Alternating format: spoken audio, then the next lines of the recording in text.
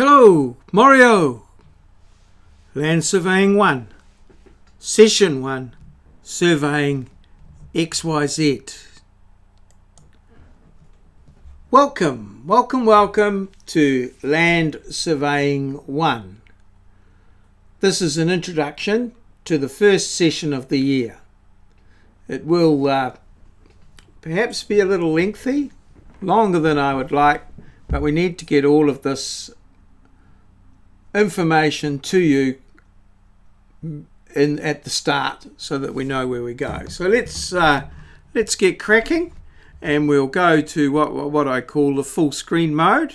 There'll be a little bit of a transition there as we get there, and we go to full screen, and then these are my personal details. My name is Maurice O'Neill. My email address maurice.o'neill@wintech.ac.nz, and my cell phone number 027 294 5985. Feel free to email, call or text me at any time. If I can answer, I will. If I can't, I won't. This is the plan for the session 1, Surveying XYZ, which comprises the work during the first week of the course. Each week comprises of a 2-hour tutorial and a 4-hour practical, which are all put together as what I call a session. So in this particular session, the introduction, it's quite lengthy as we've got quite a bit of stuff to do. So I'll start, obviously, I'll take a roll call for those that are here. Incidentally, this little video is going to be put up there for those that perhaps missed my first introductory live, and they can get a bit of an idea of what's going on from this video. It won't be the same as live, it'll be so much more dynamic and awesome live, but nonetheless you won't miss out. So we'll mark the roll and see who's there, who's not there, who's supposed to be there, who might be there but shouldn't be there, and all sorts of variations on that. And then there'll be the course introduction, of course, which is pretty much what I'm doing now, where I'll show the session plan, which is what you're looking at right this minute. Then we'll have a look at a simple survey concept. I want to do one of those every week, just a very simple concept that form the basis of all surveying. Then we'll have a look at the course Moodle Site and an introduction, incorporated in that possibly the course outline.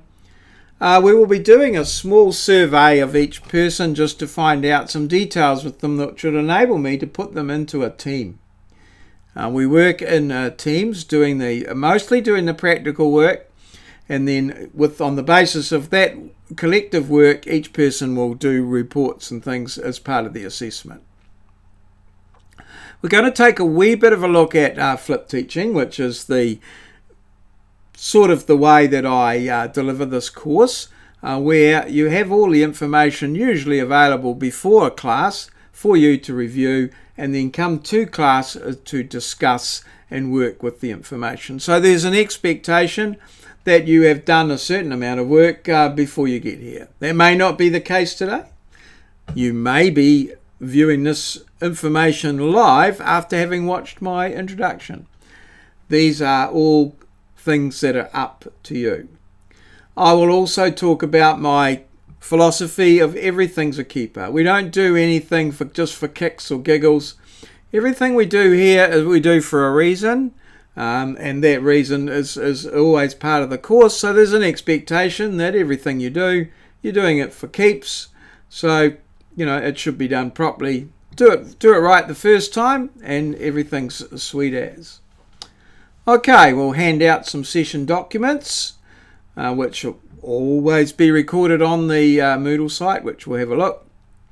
And then we will get into the first activity, which is the Surveying XYZ activity. In my classes or tutorials or practicals, there is always work to do. There is always something for you to do. It might be an activity, a worksheet, some practical exercises. There is always something to do. There are no excuses. There is no At no time should you be able to say, I don't know what to do, or I've got nothing to do. The basis of the way that I teach is that it's activity based. There is always an activity going on. After about 2 hours, the tutorial session will end. At some point during the week, there will be the practical session. In some cases, the practical session may be before the tutorial, and we will have to work with that as best we can and see how that goes. But I'm sure it won't be too much of a problem for you. And if you read ahead and have a look and see what's going on, everything will be sweet.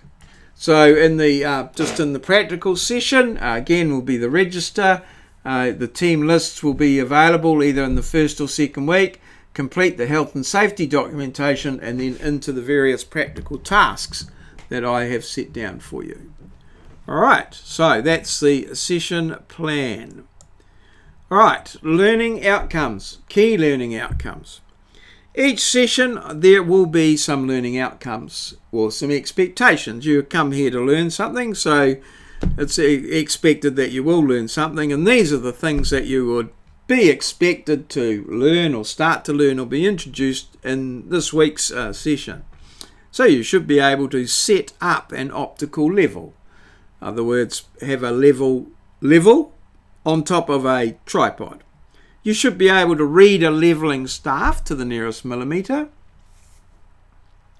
You should have drawn a finder diagram, completed the health and safety documentation.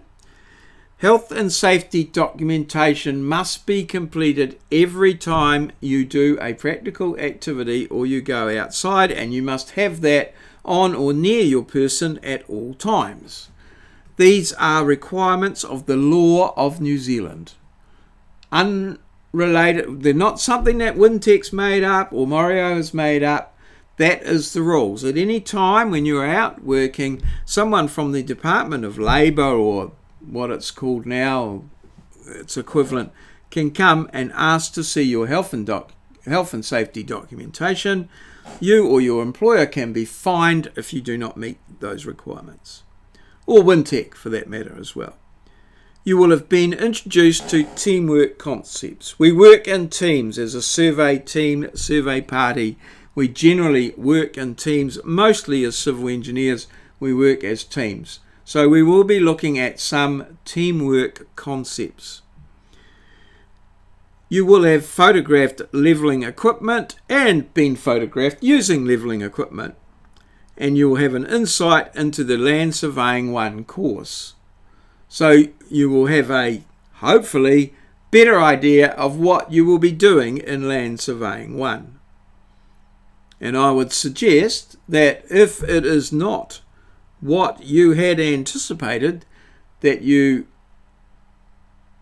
take a serious look at what you're doing and make sure it is what you want, so that you can sustain your enthusiasm and motivation throughout the 15 or so weeks of the course. Right, moving on. The simple survey concept. The simple survey concept for this week is that any point in space can be uniquely defined by 3 coordinates, X, Y, and Z. You will no doubt be familiar with what we call the Cartesian plane in maths, the X and Y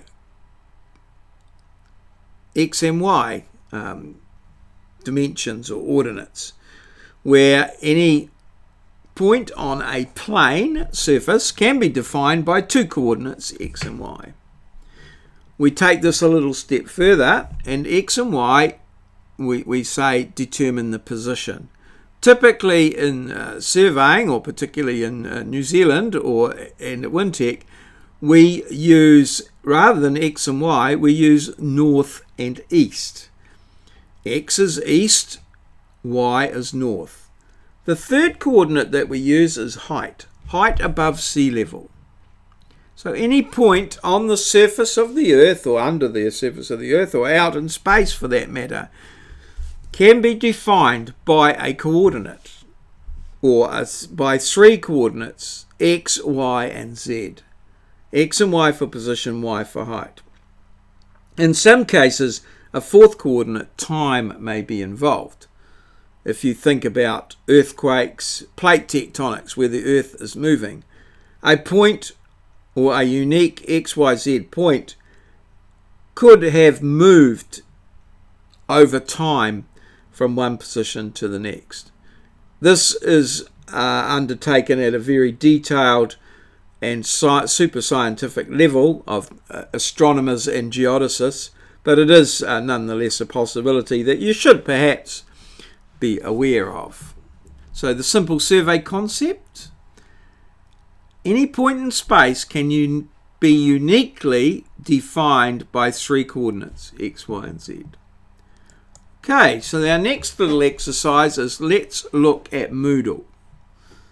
Okay, so to look at Moodle, we need to get out of PowerPoint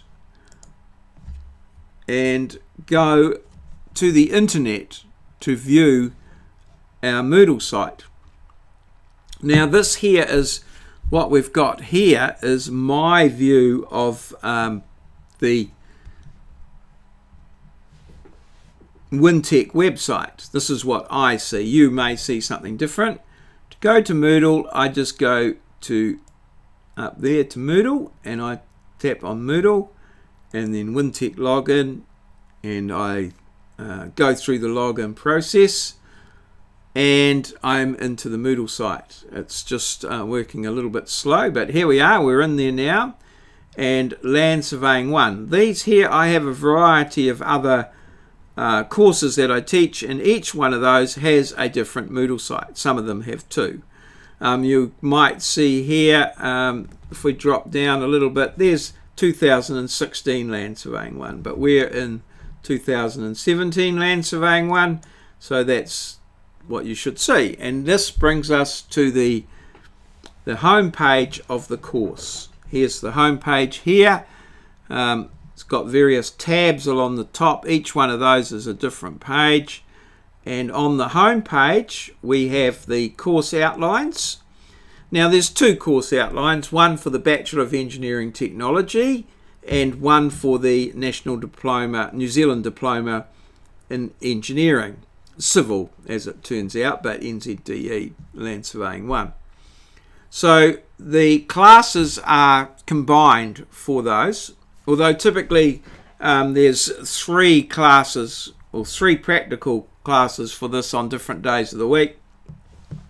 One of those is typically for the Bachelor of Engineering Technology and two of them for the National Diploma in Engineering, but not exclusively. It does give us some flexibility.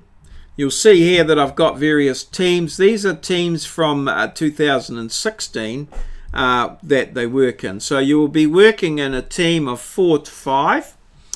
Throughout the entire course, there'll be the same team for the whole of the course.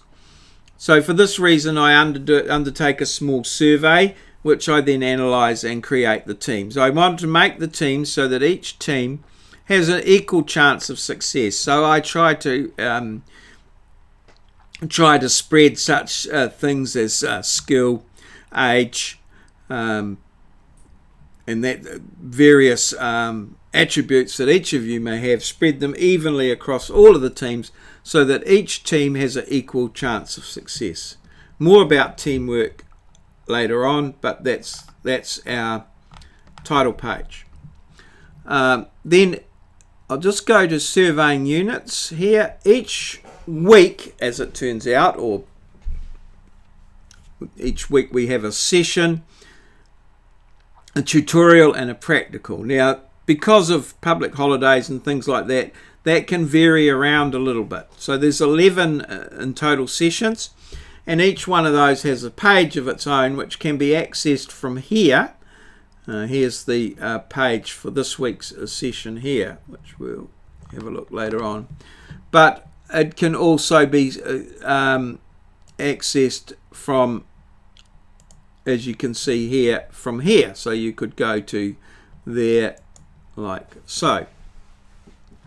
The tabs try to get some navigation and flexibility. So we've got the Home tab, The assessment tab here is where you will find all of the assignments. So here's some assignments and things that are here and their due dates.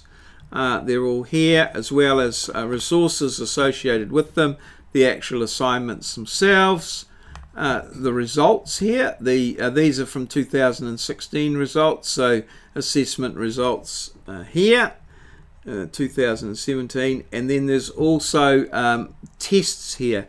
Now the tests will be usually done in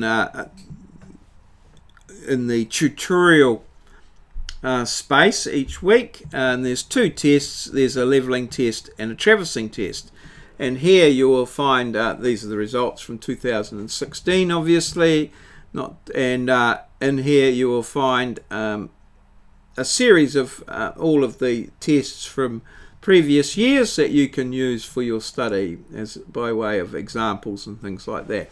So traversing test and leveling test. Okay, in here we've got Tech Talk. These are just some videos of general interest rather than specific interest that might be useful. In this course I try to do everything in a digital environment rather than handwritten.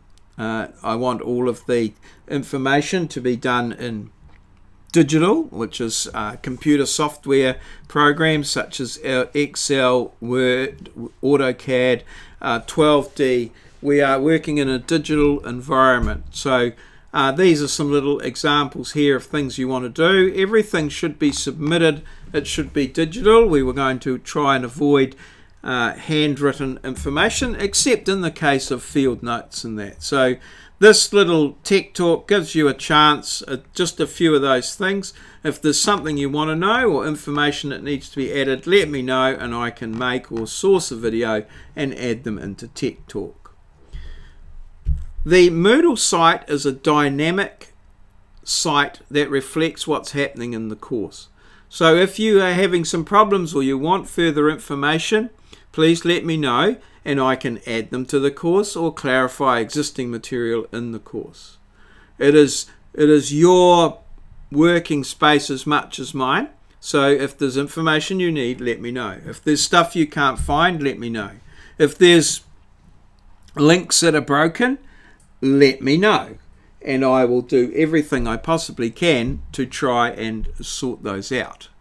All right, so that's the surveying units I've done. Now each of the units has a series of worksheets, and these are the worksheets here. So I will usually give you a hard copy of the worksheets, but these here are also some other copies that will be available for you to print off if need be. So everything should be there and available, although you are given it in a hard copy, one copy of it. Here is the answers to the worksheets. Now you might think, well that's handy. The answers are provided there for you to use your integrity as a study aid and skill. So if you think that passing the course, all it involves is copying out the answers, well, you're not going to learn very much doing that, and in all likelihood, you may not pass. The thing is that you must use your integrity, your professional ethics, if you like, to make sure that you learn what's there. So by taking a worksheet and having a look at it, having a good go at it, trying to find out the information, and then perhaps looking at the answers, that will put you in the best possible position for passing the course at a very good level. So just going back here to the thing, so that's the answers. Further ones, there are some resources. Just a number of different variety of resources and things that you might need in the course of your work through this course. I suggest that you become very familiar with the Moodle site where things are and how to find things and where they might be located. It's like a textbook, if you like. It replaces the textbook. So you need to know where to look, where things are, what is there, and what have you. So if we come through here, these are all of the 11 units here, and then this is some other information, additional information on optical levels, total stations, some student notes, old exam papers. These are just the same as like the old test papers, except these are the old exam papers. In this course, there is an exam at the end of the course which takes up around about 50% of the course mark.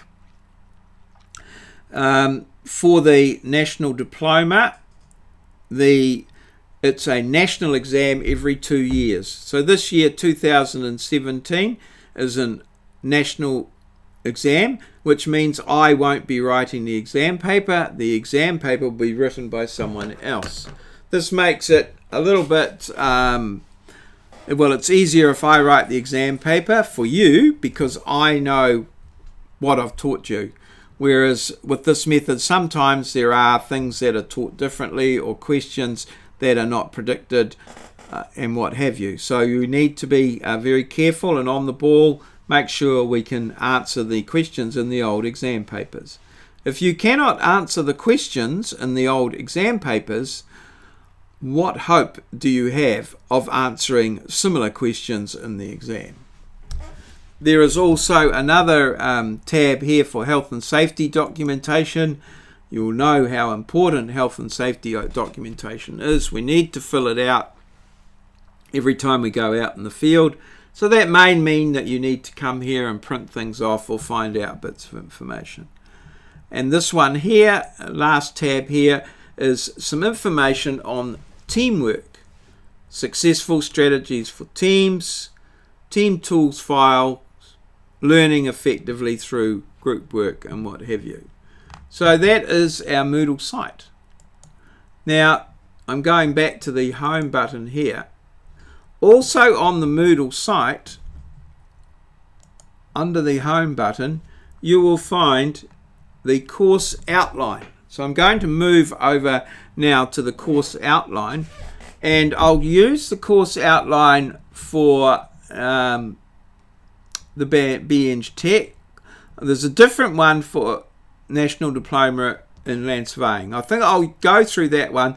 The BEng Tech one is slightly different in the way the marks are allocated, and there's a couple of little additional things in some of the things. So here we go. Here is our course outline, and this may well be updated as things change during the year. So here's our course outline, a nice little contents page telling you what's on the 10 pages. Now, some contact details. You're talking with me, Maurice O'Neill, as your tutor, which is indicated there, and I've given you the details there previously. Your program coordinator, Aidan Bigham.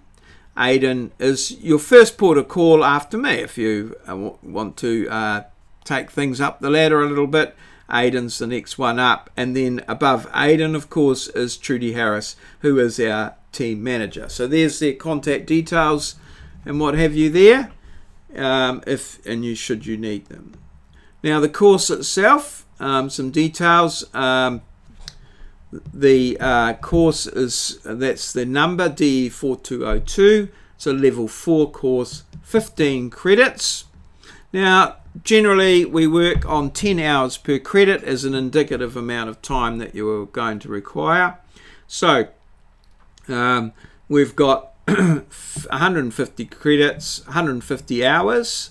There's a 2-hour lecture, 15 2-hour lectures scheduled, and 15 4-hour practicals. So that gives us 30 plus 60 is 90, and then there's self-study of 16 hours. So one would expect to be spending, or this is what you've bought, 150 hours of study. Now this is 150 full-time hours. It doesn't include sleep breaks, gaming breaks. YouTube breaks, snack breaks. That's full on hours, or as I like to put it, in terms of if you are working on a job, this is chargeable hours. These are the hours that you would charge out to a client. That's the sort of hours that you need to work. The hours that you would actually pay for, not the smokos and lunch times and that sort of thing. All right, also in here we get a bit of an idea of the content of the course, what's involved and what have you, like that, going through that there like so. The weekly schedule, now this is how it works, gives you an overview. So there's the 15 weeks, this is the introduction here, the surveying XYZ, that one there, work safe, and we move on through as to what each one is. We've got the levelling assignment first, then a levelling test, move into the midterm break in here, traversing assignment, traversing test, then we'll be looking at GNSS or GPS. We'll prep up for the exam. Classes end in the Friday the 16th of June, and then the examination will be sometime in the next 2 weeks. So that's the overall view of the course there. And then here we have how assessment goes. So this will vary, obviously. I'm looking at the NZDE here, but with the Bachelor of Engineering Technology, slightly the same, but just a little bit different. So we've got, first of all, some assignment, the levelling assignment, 10%, traversing assignment, 15%, worksheets and tasks. So there's a number of worksheets and tasks. These are worth a total of 10% for of the whole course, and they're done over the week. The tests is a levelling test and traverse test, 5% each, and a course diary where you fill out a course diary giving all the information and details on that, and that's worth 5%. That's a total of 50% internally assessed marks, and then there's an examination, 50%. Which is also a national examination for NZDE. B-Eng Tech, I write the exam. It's usually similar to the NZDE one, but a couple of little extra little bits in it, or things might change a little bit. So that's the assessment schedule, and that's all recorded in the course outline. These are the learning outcomes, the 3 learning outcomes of the course that we're aiming to do there as we go through. And then we've got the last page gives some course related information. So attendance, there's an expectation that you would attend all lectures and practical courses. That's 6 hours per week. That if you are not turning up, you have got my contact details, that you would communicate with me to let me know that you are not going to be there, why you're not going to be there, and that sort of thing, rather than just not turning up. There's an expectation that you would be there. We do understand that in some circumstances that is not always possible, but it is always possible to let us know that you won't be there. Perhaps give a reason. We don't want extreme detail, but just some idea as to what's going on, so that we can record attendance accordingly. The better your communication, the less problems that will likely occur to you with other areas of Wintech who are monitoring attendance, checking to see whether you're there, and that sort of thing. Assignments and reports must be handed in by 11:59 p.m. on the due date. So that's just before midnight. If you cannot meet these things, you need to communicate with your tutor. You may have to fill out special consideration forms and what have you. Just backing the truck up a little bit in terms of the tests and that these tests are a very important tool particularly if you miss exams or have some sort of trauma go on during the exams, as these are used as an assessment tool to determine whether or not you would have passed or where you sit in the class in that regard. So it's very important that you get those tests done and that you do them well, apart from the obvious learning requirements. Plagiarism. The work you do must be your own work. It is not okay to copy other people's work. It's not okay to take other people's work, translate it into another language, translate it back to English and submit it as your own. We expect that the work you submit will be the work that you have done yourself. These are our expectations. They are not unrealistic. If you are having trouble with the work or doing the work, writing the work, come and see us. We will help you. There are all sorts of various student services and things that can help you. We would rather spend 3 or 4 hours helping you achieve your goals rather than spend 3 or 4 times trying to work out why you copied someone else's work and causing all sorts of mayhem in your life and our lives. Much easier. Do it yourself. Do it to the best of your ability. Put it in. We can help you. So please don't copy other people's work. So that's the course outline. So let's now head back to the PowerPoint, and as you can see, I've looked at the Moodle, I've looked at the course outline. I've gone through the 150 credits for 10 hours, and this explains it all pretty much here, how it all works. So it's directed, 60 hours, 4 hours practical, 2 hours lecture. There's the timetable in there. You will be split into various streams and things like that. So that will be done early on in the piece so that we can get an even number in each of the classes. So if you have some specific issues around that and work or family and things like that, please communicate those in the surveys that I give you, or at sometime in the future, or before we put you into teams or put you into classes, so that we know what's going on. Now let's just from the current slide, it's probably there. Okay, a little tricky bit there. Okay, successful student behaviours. It is our expectation that you are here to succeed. Nobody comes here to fail. Well, I hope not anyway. So I'm about to tell you what successful students do.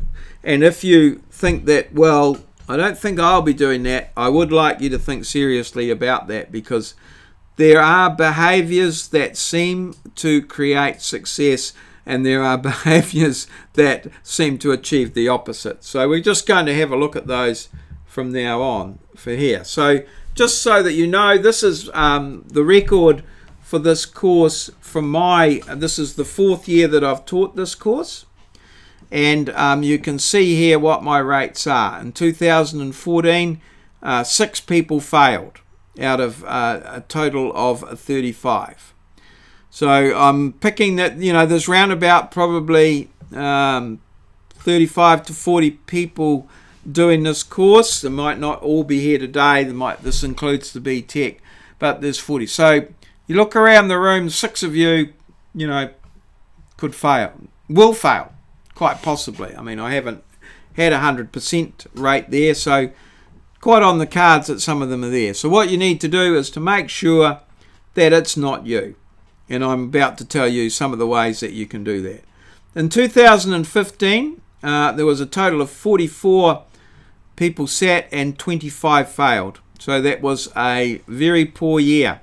So in that year, every 1 out of 2 people failed. So if you're sitting in this room here or wherever you are watching this, and there's 2 of you, chances are one of you may have failed in using these numbers. So it's not a given that you will pass. It is a given if you do the work, you will pass. 2016, 9 failed out of 49. So around about an 82% pass rate, which was pretty reasonable. Over the 3 years average, remembering of course that 2015 was a year where we had a national exam. 2014, 2016 were years where I wrote the exam. I'm not saying that's totally the that is a factor, not as big a factor as the numbers would indicate. So overall, we've had 128 people pass the course and 128 people enroll for the course, and we've had over 3 years 40 fail. So around about 10 to 12 per year are failing if you look at these numbers. So it's very important from your point of view that you make sure that you're not one of those. So let's just have a look about that and a little bit of a look at that. The best predictor of future behaviour is relevant past behaviour. So if you've passed in the past, chances are you will pass in the future. However, if you have had a bit of a history of not passing or failure, for whatever reason, chances are that behaviour could repeat itself. So it's very important that you establish good, sound behaviours now and try and maintain them for as long as you possibly can, if your expectation is to pass the course. So let's just have a look at some of them. Now, I've mentioned the worksheets. There's quite a number of worksheets. And what I found, these are some statistics from the 2015 year. What I found there is I based my work completion on the completion of the worksheets. And what we can see here is that for the majority of people that completing the worksheets generally generated a passing mark. So these are the people that I've just got a touch screen there. I just touched the screen and that's why it went back. These are the people up the top here, generally the people that have done the worksheet completion, as you can see here, and they've got reasonably good marks and they have passed. There's some people here not so good on the not so good on the worksheets, but have got reasonable marks. But typically, what we can find down here is where low worksheet completion, which is down here, generally are failing the course. There's a few down here that do not complete quite so many worksheets. There's a couple of put some stories around that. There's one guy I think was quite an experienced surveyor, had a lot of work, so he knew that he could do very well in the exams. Some of them struggled a little bit, trying to put together a bit of this, a bit of that, time-wise and getting things done. But generally, we find that good worksheet completion results in good marks. Attendance. Again, we see a similar trend with attendance. Essentially, what we found was that people whose attendance was up where we expected generally passed. There was some in here who did attend reasonably regularly but failed, and that is because they didn't complete the work. But generally, good attendance generally gets you a passing mark. A few down here, but definitely poor attendance, less than 80%. Less than 80% attendance generally guarantees you a failing grade. So two things: attend classes and do the work. I don't think that's particularly unusual recommendation, but nonetheless, there it is. Now, just a little bit more about teamwork. We work in teams. And I've got a bit of a quote here from Vince Lombardi, who was the famous coach of the American Green Bay Packers. He took them from pretty much underperforming side through to one of the top performing teams of all time in the league. And he said a number of things about teamwork. They're obvious things, but one of the ones he said was this: people who work together win. And it doesn't matter whether it's against complex football defences or the problems of modern society. We work in teams. And the concept of the team is that if we are all, the team is always better than the best individual. So by pooling our resources and talents and skills, we are able to do better than an individual on their own. And this is why we work in teams. Companies like to do teams because this is how it works. They know that it works, and it's better for the company, it's better for our society, it's better for our country. So individual commitment to a group effort that's what's required. We don't want any slackers. That is what makes a team work. Team's got to work. A company will work, a society will work, a civilization will work. If we all just be individuals and not worry about anyone else, or don't add our talents to the other talents, we'll just be mediocre and not fail. So that's why we put a lot of emphasis on teamwork. A lot of our employers are asking us that our students be made aware of teamwork and that they are here in terms of teamwork. Now, I'll ask you to do a small survey so that I can work out who you are, a little bit about you, and put you into teams where we can spread the skills, the team skills around. So who are you, why are you, and why are you here? I need to know those, and the team, some information there about, some general facts about you, but then you could add a little bit of a written brief or summary of how you feel about things, or where you sit, or why you're here, what you want to do.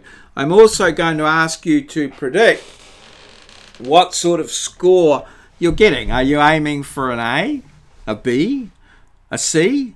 Hopefully nobody's aiming below a C, but this tells us quite a little bit about a person, what they're trying to do, and it's quite very helpful to know. Generally, I would hope that you're all aiming to be A+, but for some of you that might not be the case, and it would be nice from my point of view to know. But what we find is that the higher you aim, the better you do. So here's our statement. I'm not here to be average. I want you here to be awesome. Okay. And now just a little bit about the flip teaching model. Now the flip teaching model is a model where traditionally when you went to school, let's use maths as an example. Typically when you went to school, the teacher would give you a lengthy lecture on various bits and pieces, details on how to do things, and then he would give you, or she would give you, a number of problems to take home and work on. So off you go home with your questions, and you may be able to do one or two, then you get stuck on one, you don't know what to do. If you're a bit conscientious or a bit of ingenuity, you might ring your mate, and so on, and then you might work at it, and then you come back. The next one, you've gone home, you've got maybe set aside an hour to do some homework at home, but after about 20 minutes excuse me, you've got stuck, and you need to you can't go any further. The flipped teaching model is the opposite. What we do is you do the learning at home, and then you do what was the homework or the problem solving in the classroom. So the idea is that I give you a number of resources in the form of videos and notes and things, and you watch those at home. Now, anybody can watch a video at home. It's not hard to watch a video.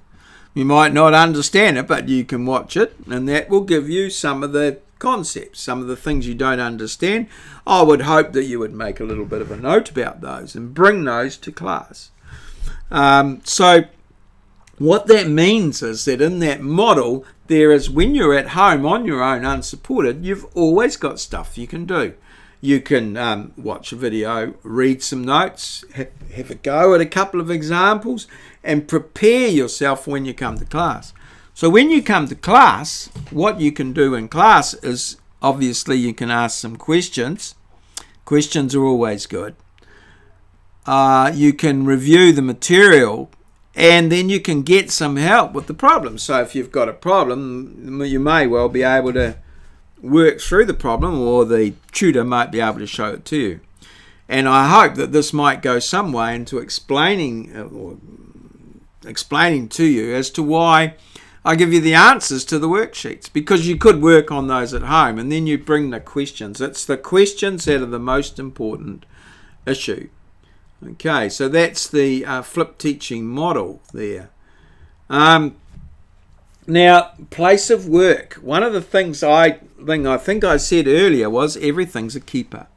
And the way that I look at your lessons here, or whatever you want, your tutorials and your practical, is treat it as if it's a place of work. The currency that we're paying you in marks rather than dollars. So rather than you earning $100,000 a year as a salary, we give you a mark out of 100, depending how much work you do and how productive you are. So the marks are our currency.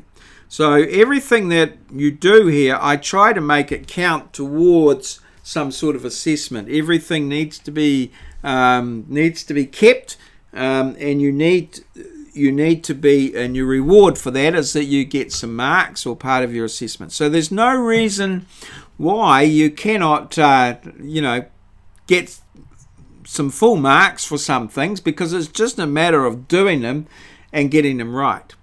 So things can be resubmitted or improved upon, but it's a matter of talking about them. So it's a place of work. When you come here to work, you come here to do things, to get them right, to get them done, to get them marked and ticked off and moving on. So everything's a keeper. Just imagine it's like a job. Everything that you're doing for a reason. The reason that you're doing it is for those marks, for the A+.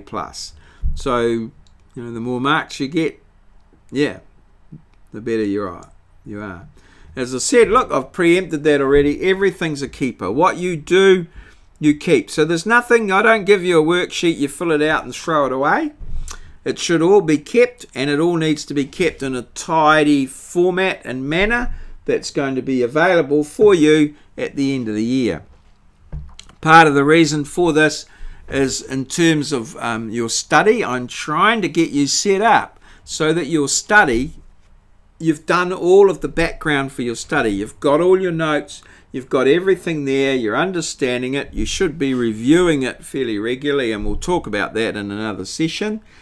So that you just be a matter of going through what you've done. You've got all your worksheets there and done, they're explained, you've asked all the questions, you should know how to do it all. You might have a few memory lapses and have to refresh yourself, but generally when you come to do the exam, if you've done the background, should all fall into place, because you've kept everything, you've kept good records, you know what you've done. Okay, and now we come back to our final little one here.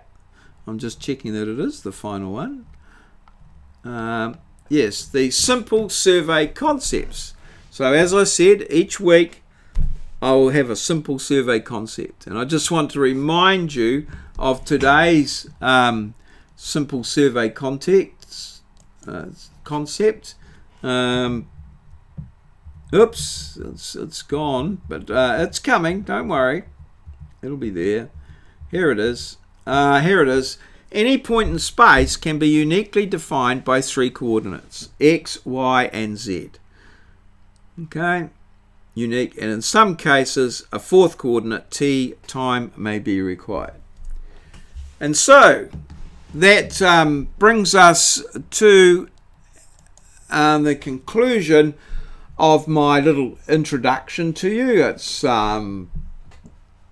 quite lengthy, I can appreciate, but it covers most of the things in minor detail. There are more details in these things that could be done, but I look forward to catching up with you and seeing how we can achieve together a result that's pleasing for you and for me in this course. So good luck. I hope I hope everything goes well for you. I hope I see a lot of you, that you communicate, you let me know. I get emails and texts and what have you from you, lots of questions, so that I can help you understand what the requirements are and that we can meet those requirements. So cheers. See you.